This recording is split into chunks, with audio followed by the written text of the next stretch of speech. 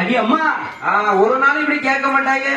திடீர்னு உனக்கு இந்த கேள்வியை வந்து என்ன காரணமோ சந்தேகம் கொண்டால் வேண்டாம் அம்மா.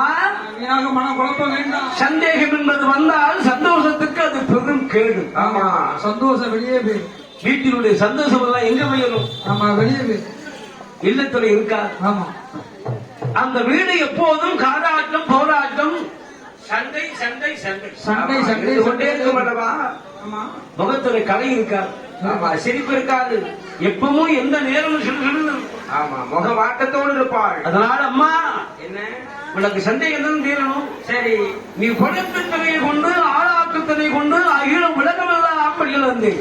ஆமா, படியிலிருந்து விட்டு வந்தேன் அம்மா. நாடிதனை எடுத்து நாதமும் நாதெல்லாம் படியிழந்தேன் அம்மா. படியிலிருந்து விட்டு வந்தேன் அம்மா. உரியதோ இதனை எடுத்து உலகமெல்லாம் படியிழந்தேன் அல்லவா? அது வீரு பகவான் சொன்னாங்களா? சரி, பார்வதியான அப்படியே கலந்து சிரிக்கிறான். சரியா? என்ன சிரிப்பு, என்ன சிரிப்பு. ஆமா, கலகம்மா. ஏன் பார்வதி என்ன பகவானை பார்த்து சிரிக்கிறாய்?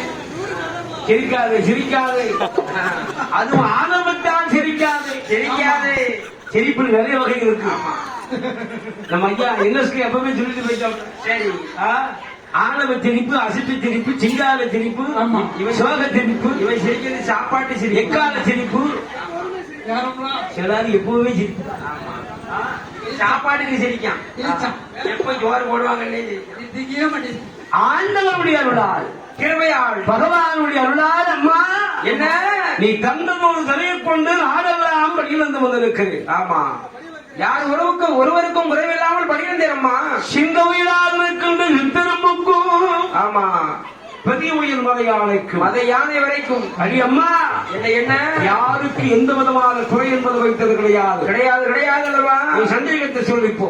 ஆமா, இறைவா ஆண்டவா, நீங்க படியிறக்க போன நேரம் வேற நேரம் அல்லவா? என்னுடைய இடம் அதிலே. சரி, இரண்டு உயிர், சின்ன உயிர் சித்தருமானது நீங்க படியிறக்க போன நேரத்தில் இருந்து பட்டினி பசியோடு இருக்கிறது அல்லவா? அந்த சித்தருமானது ஆமா, பட்டினி பசியோடு